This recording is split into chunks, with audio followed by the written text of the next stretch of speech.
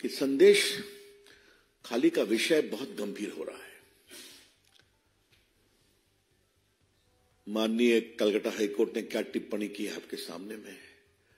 How can one man Shahjahan Sheikh can take the entire state to ransom, ये आपने सुना है। उसको गिरफ्तार क्यों नहीं किया जा रहा है। और यह भी टिप्पणी है कि उसके यहां पुलिस ईडी रेड करने गई थी, उसी के बाद समस्या शुरू हुई। लेकिन उसके बाद जो सारी जानकारी सामने आ रही है, ये किसी भी सभ्य समाज के लिए शर्मनाक ही नहीं, निकृष्टता की पराकाष्ठा है। What is emerging thereafter about the patent assault, humiliating treatment, sexual assault of women is a shame on our society and democracy. ये मैं बहुत विनम्रता से कहना चाहूंगा, ये शर्म है। ममता जी अभी भी उसको डिफेंड कर रही हैं। क्यों? अब मैं जरा रिकाउंट करूं कि आपने हमारे सुवेंदु जी को जाने नहीं दिया तो हाईकोर्ट के आदेश पर गए, तो महिलाएं कितना रो रो कर अपनी बात बता रही हैं। बहुत से दिल्ली के पत्रकार, महिला पत्रकार गई, उन्होंने उनको कंफर्म किया। मैं विशेष रूप से सारे मीडिया के लोगों का अभिनंदन करूंगा, दिल्ली के, किसी का नाम देने की आवश्यकता नहीं, जिस तरह उन्होंने कवर किया और अपने प्रतिनिधियों को भेज करके कवर कराया है। वो सबों ने एक ही बात कही है। एक पत्रकार को गिरफ्तार भी कर लिया गया। ये क्यों है? क्या छुपाना चाहती है ममता जी, और क्यों छुपाना चाहती है ममता जी? एक महिला मुख्यमंत्री अपनी साख, पॉलिटिकल साख बचाने के लिए महिलाओं की इज्जत को दांव पर लगा रही है। क्यों? उनका जमीर कहां मर गया है?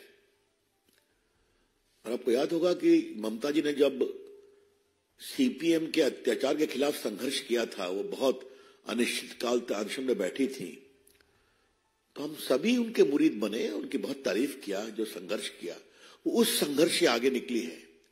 और क्या हो गया है कि आज उनका अत्याचार, पुलिस का दमन सीपीएम के दमन से भी आगे निकल गया है। कभी ममता जी अपने अंतर विवेक पर कुछ सोचती हैं क्या? ये हम जरूर कहना चाहेंगे। हम वहां की नारियों का बहुत अभिनंदन करेंगे, उनके साहस का। और क्या कलकत्ता से मात्र 75-80 किलोमीटर दूर ऐसा हो सकता है क्या कि लोगों की जमीन छीन ली जाए? वो खेती में धान उगाते हैं, बाकी फसलें उगाते हैं, सब में पानी छोड़ करके कहा यही मछली पालो। पूरी जमीन के हेल्थ को खराब कर दिया गया। तो जमीन का कब्जा करना, उनको बेदखल करना, महिलाओं की आबरू लूटना। और मुझे सबसे तो तारीफ ने आश्चर्य हुआ है कि जो एसआईटी जा रही है, ममता जी ने बनाया, वो क्या सवाल पूछ रही है। आज कई अखबारों ने लिखा है उस पर। मतलब सुप्रीम कोर्ट के गाइडलाइन बहुत सख्त हैं। In case of sexual assault and abuse of womens person, पूछताछ एक नॉर्म से होनी चाहिए। और एसआईटी पब्लिक में जाकर के एक ही सवाल पूछ रही है बार बार, क्या हुआ, कब हुआ, कैसे हुआ।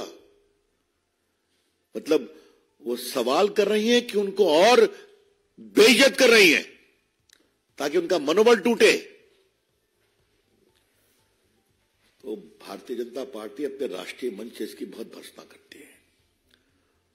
और ममता जी, आपको इसका जवाब देना पड़ेगा। और ममता जी, आपको इसका राजनीतिक जनता जवाब देगी। ममता जी विल हैव टू पे फॉर इट।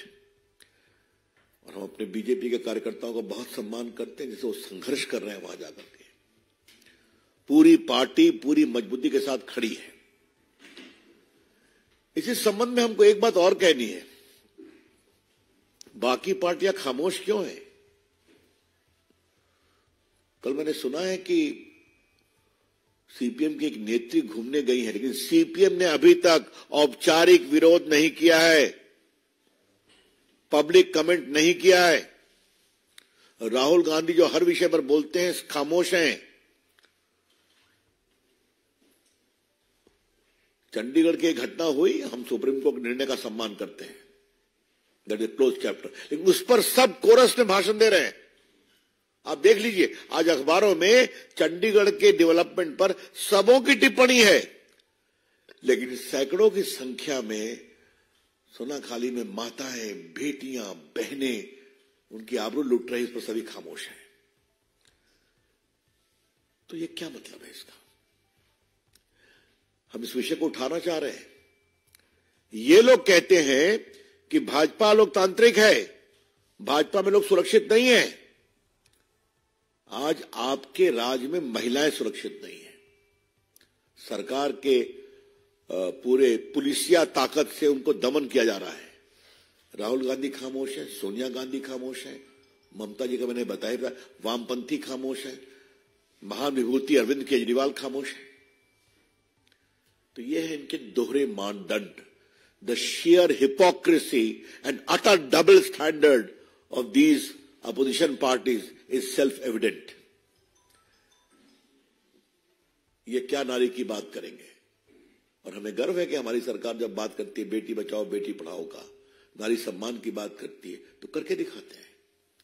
लेकिन इनकी करने की बात तो दूर, एक टिप्पणी भी नहीं है कि हम संदेश खाली में जो हो रहा है उसे हम दुर्भाग्यपूर्ण मानते हैं। इतनी भी हिम्मत नहीं है कहने की, हमें लज्जा हो रही है, इतनी भी हिम्मत नहीं है कहने की।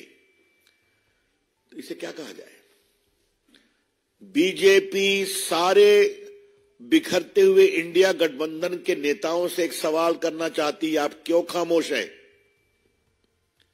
क्यों खामोश हैं? क्या देश की संदेश खाली की बहनों माताओं की इज्जत का कोई आपके लिए पैमाना नहीं है क्या? ये उठाना चाहेंगे। वैसे मित्रों, मैं एक बात आपसे और कहूंगा, ये वोट के लिए लोग किसी सीमा तक जा सकते हैं। याद होगा ना, 3 तलाक पर भी खामोश थे लोग, सबों ने मिलकर विरोध किया था। प्रधानमंत्री के निर्देश पर मैंने ही उस समय कानून मंत्री के रूप में इस बिल को लाया था। ये सभी खामोश थे। क्या सोनिया गांधी, क्या सीपीआई, क्या सीपीएम, क्या उनकी सारी महिला नेत्रियां, सब। और आज भी वही हाल है। तो क्या मतलब है इसका? तो अगर वोट का सवाल आएगा तो महिला की इज्जत भी तिलांजलि दे दी जाएगी, चाहे वो तलाक तलाक तलाक बोलकर घर से निकाल दी जाए या संदेश खाली में अपनी इज्जत आबरू लुटने पर भी चुप रहेंगे। इससे बड़े शर्म की बात कुछ हो सकती है क्या? तो इसके हम भर्त्सना करते हैं। मित्रों, मैं राहुल गांधी पर यहां बहुत बोल चुका हूं, लेकिन आज मुझे बोलने की इच्छा हो रही है। राहुल गांधी इस देश को समझते क्या है? अपने अहंकार के सामने देश को कुछ नहीं समझते हैं क्या? देश के लोगों को कुछ नहीं समझते हैं क्या? उनको एक फ्री पास मिला हुआ है देश को शर्मसार करने का। वो बिहार से चंदौली में घुसे थे, उनकी एक टिप्पणी आपने दिखाई थी ना कि राम मंदिर का उद्घाटन हुआ तो क्या हुआ? वहां कोई गरीब था, वहां कोई किसान था, वहां कोई चाय वाला था, वहां खाली अडानी और अंबानी बैठे हुए थे। ये उनके कमेंट है। राहुल गांधी, प्रभु राम को इंसल्ट करना बंद करिए। अगर आपको इतनी समझ नहीं है कि हजारों की संख्या में देश के साधु संत बैठे हुए हैं, अब तक लगभग 40-50 लाख लोग वहां दर्शन कर चुके हैं। स्वयं प्रधानमंत्री जी ने उन सारे मजदूरों का सम्मान किया अयोध्या में, जिन्होंने मंदिर बनाया, उनको आप देखते नहीं है। खैर, आपकी राजनीति अपनी जगह पर है, आप जहां चले गए हैं उस पर आप कितना आगे निकल पाएंगे तो मुझे पता नहीं है, चुनाव में मालूम हो जाएगा। लेकिन कृपया करके प्रभु राम को इस तरह से आप अपमानित करना बंद करिए। Rahul Gandhi, stop attacking the faith of majority of Indian people. We have great reverence for lord Ram. बिल्कुल, इसके हम भर्त्सना का क्या बोल गए यूपी में कि पूरे यूपी की जनता, नौजवान नशे में डूबा हुआ है। ये कोई भाषा है क्या? उस प्रदेश से जहां उनके खानदान ने राज किया है और उनको इतनी साल वो और उनकी माताजी एमपी रहे, मतलब ये कोई भाषा बोलने वाली है? वो यूपी में जहां अभी हाईएस्ट इन्वेस्टमेंट आया है, जहां प्रधानमंत्री ने हजारों करोड़ का पूंजी निवेश किया है, जहां नौकरी के अवसर मिल रहे हैं, और वहां ये कह रहे हैं कि पूरा यूपी का नौजवान आजकल नशे में डूबा हुआ है।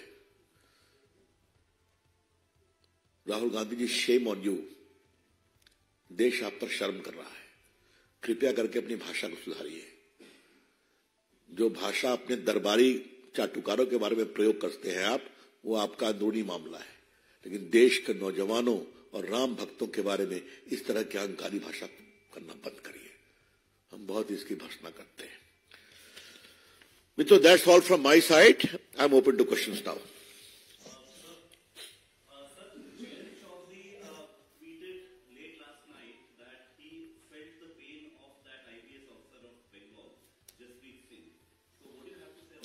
I think the local BJP has clearly clarified that। ये उन्होंने नहीं कहा, किसी और ने कहा होगा तो गलत बात है, हम भी उसे एसोसिएट नहीं करते हैं, लेकिन हम पुलिस की जाति का विरोध भी कसकर करते हैं। क्लियर।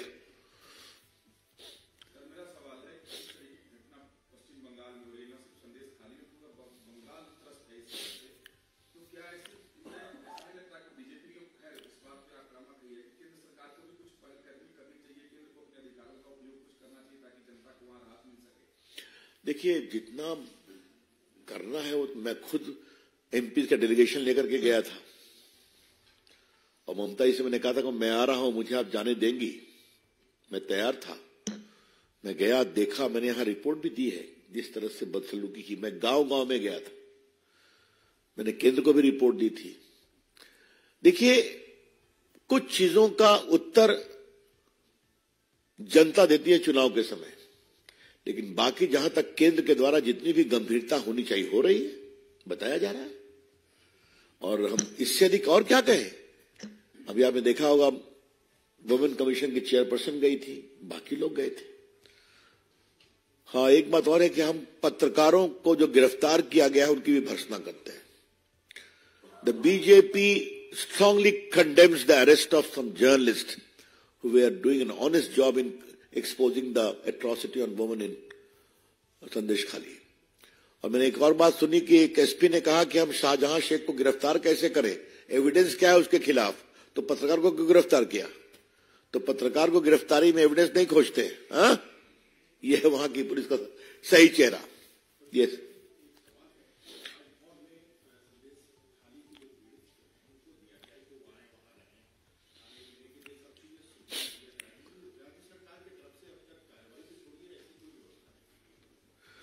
तो ऐसा इसमें कौन सी नई बात है? वहां के ग्राम पंचायत चुनाव में लोगों को मारा पीटा गया था ना, याद है ना आपको?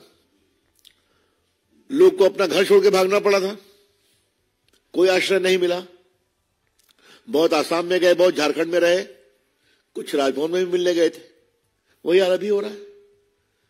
तो ममता जी की अगुवाई में Bengal has become a lawless state, जहां ना कोई मानवीय संवेदना है, न नारी की गरिमा है, न नारी का सम्मान है। और बाकी तो पुलिस प्रशासन का हाल आप जानते ही हैं, हाईकोर्ट स्वयं देख रहा है उसको।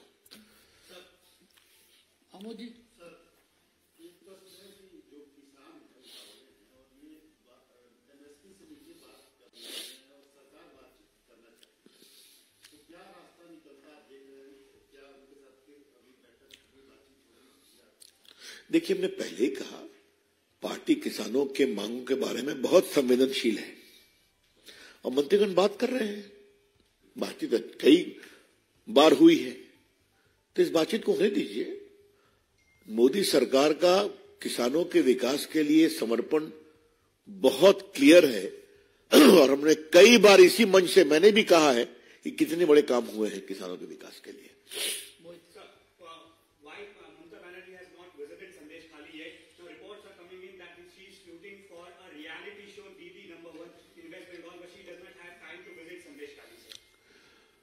This shows her misplaced priorities.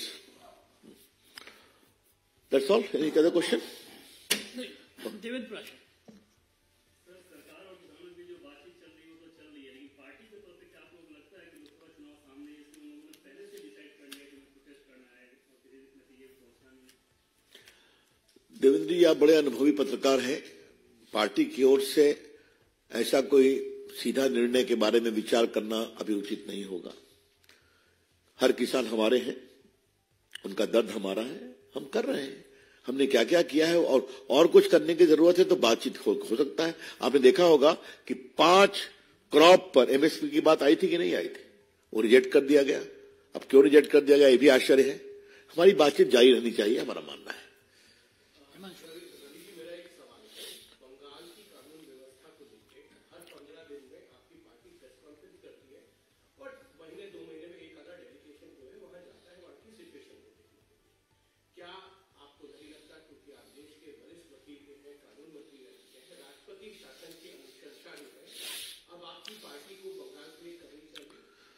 ऐसा है, हम ऐसा मानते हैं, हम कांग्रेसी नहीं हैं हिमांशु जी जो थोक के भाव राष्ट्रपति शासन लगाते हैं। हाँ? हम संविधान को मानने वाले लोग हैं। तो देखेंगे, अभी लोकसभा का चुनाव देखिए जनता क्या जवाब देती है। कई बार जनता का मत और अभिमत बहुत प्रभावी होता है।